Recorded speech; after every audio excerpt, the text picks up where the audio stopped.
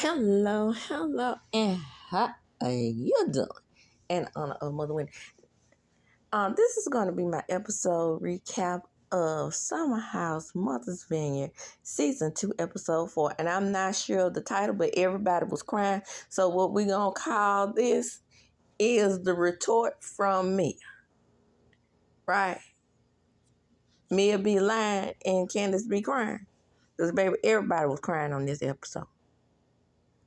From the rooter to the tooter. Let's get right on into it. But before I get into the video, please like, comment, and subscribe to my channel. Hit the notification bell button so you can be notified when I upload a video. Now, babe, when I tell you this whole entire day, I've been blah, blah, blah, blah, blah, blase. I think me doing the Real Housewives of Potomac took a lot out of me, honestly. And now I'm so glad it's over and now it's time to get back to the fun. And even though there wasn't much fun to be had on this episode because they were all, like I said, crying. Summer was crying. Jordan was crying. Jasmine was crying. Bria did what she does best. She was crying. Noelle was crying. Noelle started the episode off crying. So the episode picks up where it left off. Jordan and Summer going back and forth in the car. For some strange reason, I'm really trying to understand what this argument is about. Is it some backstabbing or some backbiting, or I really don't know. I can't explain it. All I know is they both look the damn fool. Oh, okay. See, my mind is clarifying. See, sometimes when we watch these episodes, we want to jump ahead because our mind is forgetting to tell. When you're doing a recap, you have to try your best to be in sequential order, but your mind is out of order thinking because you saw the end of the episode, so you know what's really going on. But it's hard to explain. But now I'm recalling what the argument is really about. But anyway, the point is they're both crying as usual. And then when I see my girl Noelle, why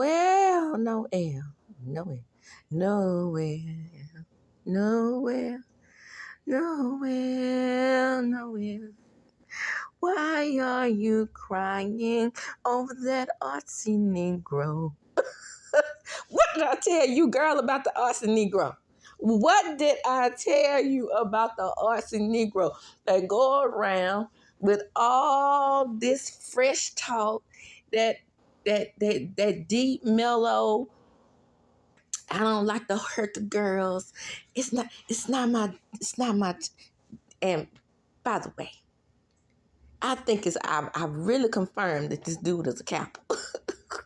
What did I tell y'all about those Kappas?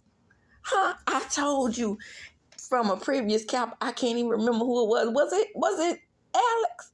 It might have been Alex, but anyway, my subs, y'all know my favorite subs. Y'all know who I'm talking about, if you can recall it. But I was talking about a Kappa, where I said that I think it's built into their DNA where they're supposed to finesse the hell out you. And if Alex had tried it just a little bit hard, he would have definitely finessed Noelle out her draw. And Jasmine is my girl. She's my favorite on the show. She's my favorite girl on the show.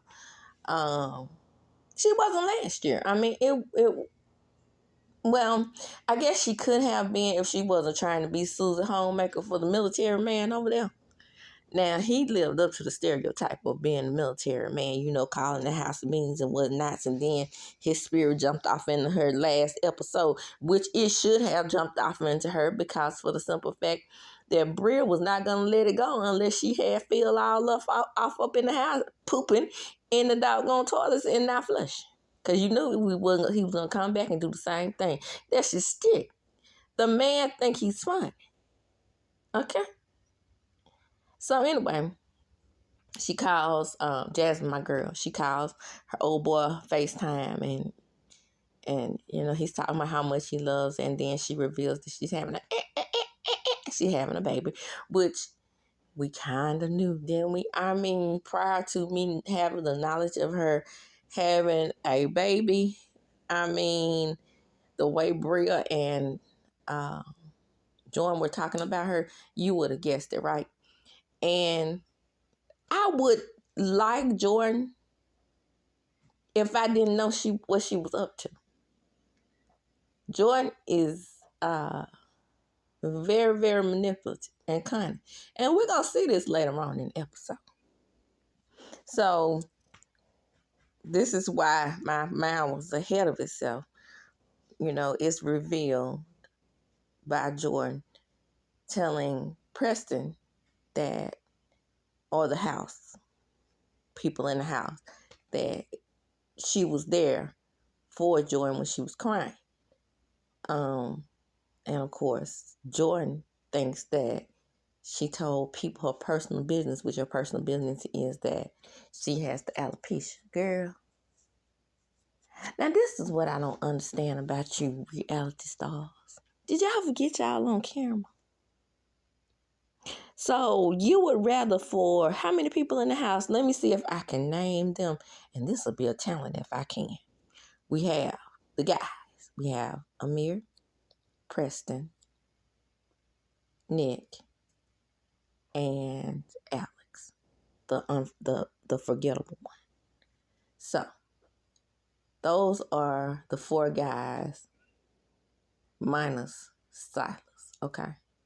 So then on the female end, we have Noelle, Jasmine, Jordan, Bria, and Summer.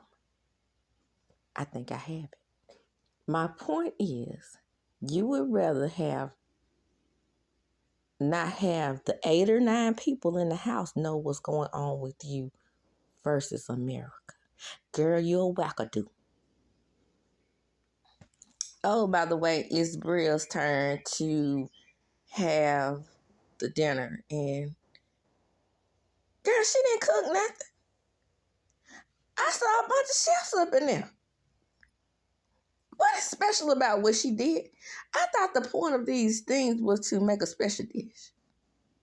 Then you have Goofy Amir in there making Philly steaks with no cheese.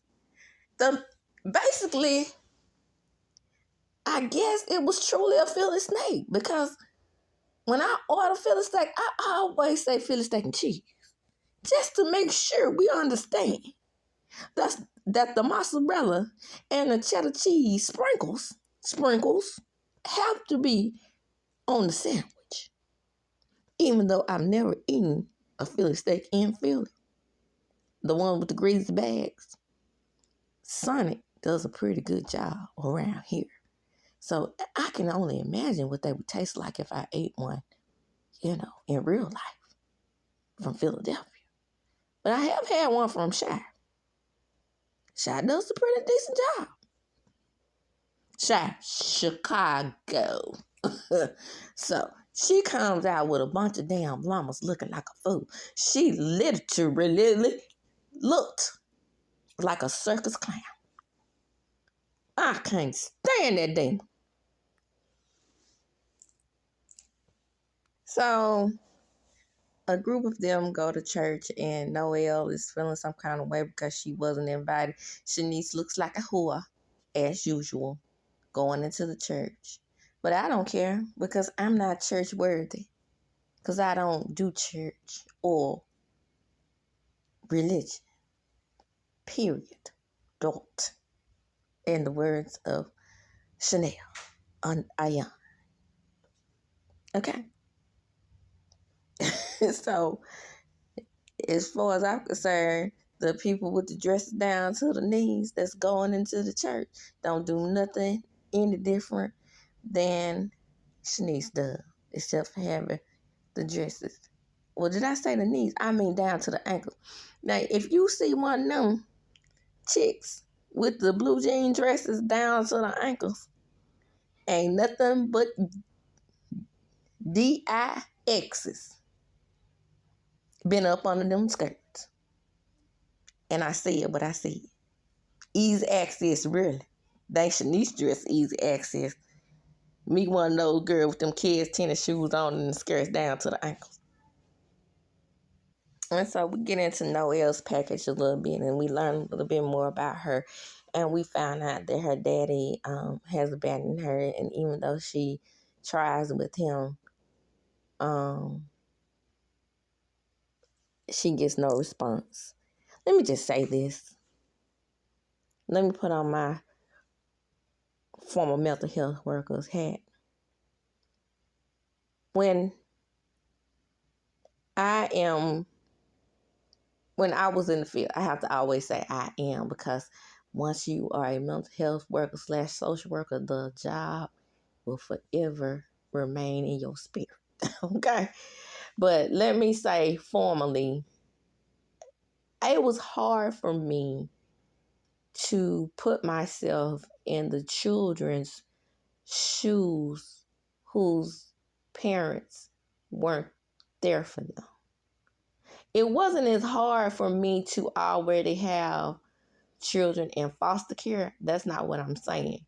Because a lot of my children, I ended up inheriting them from other social workers, which means that I had a whole lot of difficult cases and difficult children to place, because, just quite honest with you, Caucasian social workers really did not know how to handle the Black family. I'm lucky in that way. I don't regret it at all, because my placements were perfect. I only had one child, and I still regret to this day that I inherited it. I still fell in love with him. And I could not place that child for nothing. It was depressing. But the point is, it's hard for me to put myself into, like, not a foster child's position, but a person like Noelle, who wasn't neglected or abandoned. And just what I mean by neglected or abandoned, I mean put into the system. I put it that way. And the father pays you dust. I have not that experience. And it's sad that I can't even explain what that experience would be like, because I had some wonderful uncles, fabulous family men, and then, of course, my father. So I don't even have the example of what it would be like to not be raised by a father. Now, my poor children will have that experience due to the simple fact that it couldn't be helped. Their father is deceased, but I know that they would know their dad, because I would be relentless in the pursuit of making that happen. The only way that I would give up, or would have given up on them knowing who he was if he just flat out came around and told me, look, DVD, look. I don't want to do it. That would have been the only way that I would have done it. So I feel for Noelle. And she got some wrapped up daddy issues into get into her relationships. But at some point, you have to make a self-decision. And sometimes that self-decision means to let a motherfucker go. And I said what I said. And that means anybody. Brother, sister, cousin, uncle, auntie. And I'm with Noelle's mama myself. Girl, snap out of it. Wrap it up. Put those feelings up on the pillow and keep it pushing. Because he is not worth your time. So, Alex is concerned about Jordan. I think it's sincere. But according to Jordan, in her opinion, it's a little too late for all this concern that you have now. I mean, it's coming off as phony. And you know how Jordan is. She gonna put 20 on 10 on top of 10 on top of 10. That's why I don't like her. I see it. I see it. And she's always with the violence, right? I wanted to kick your ass. She telling a man that. Now, sometimes we can overstep as women, assuming that a man won't knock us out back, right? But see, a man's not going to get a chance to knock me out back because I'm going to have, if you talk to me crazy, I'm going to talk to you crazy. We're going to be talking to each other crazy. And that's how that's going to be. And then somehow this becomes about Shanice because, it's brought up about because Jordan throws Shanice's name in the pot. And then, Alex. And Shanice was crying. That's the female that I forgot the name, didn't I? Did I name Shanice as one of the females in that? Oh, she forgettable. But anyway, she's sitting up there crying, talking about, you traumatized me. Now everybody that looks me up and Googles me, all they see is that I went crazy on one of my exes. Well, didn't you know? Didn't he take you to court? Miss High Profile dating man, but no job and no clothes. So with Shanice sitting there crying, here come the artsy part of Alex, right? The finesse. I'm about to bullshit you, but I'm going to bullshit you with a low tone and smooth as I can make it. Shanice, beautiful, gorgeous Shanice, with your lovely curly hair. I just want you to know, baby girl, I had no ill intentions by looking you up on the Googler. I deeply, sincerely apologize, my baby boo, because I'm deeply concerned about you, and I meant no harm. Deep in the back of his mind, shit, bitch, I was scared of your ass. I thought if you could do it to one thing, you can do it to me. That's really what he was trying to say, But, he had to put on his finesse pants. You see what I'm saying? Now, mind you, Bria is still down there seething. She wants some of Jasmine, right? She about to go in on Jasmine. I just want y'all to know that my mother was indeed also a brilliant, resilient, convicted felon. Say what now? So, is that you pulling the DJ quick? You wanted to let the people know that you come from crazy so you can get crazy. Is that what that was? Yeah. Explains why you need this emotional support pet. Because she's still upset about Mariah coming back into the house. Which I would take Mariah over you any day, heifer. Bria is acting like Mariah whooped her ass like Kiana whooped Cookie Monster's ass over there down to the Potomac. She shoved some clothes into your chest, dear. You were that attacked? I thought you said you came from crazy. What is the deal with you?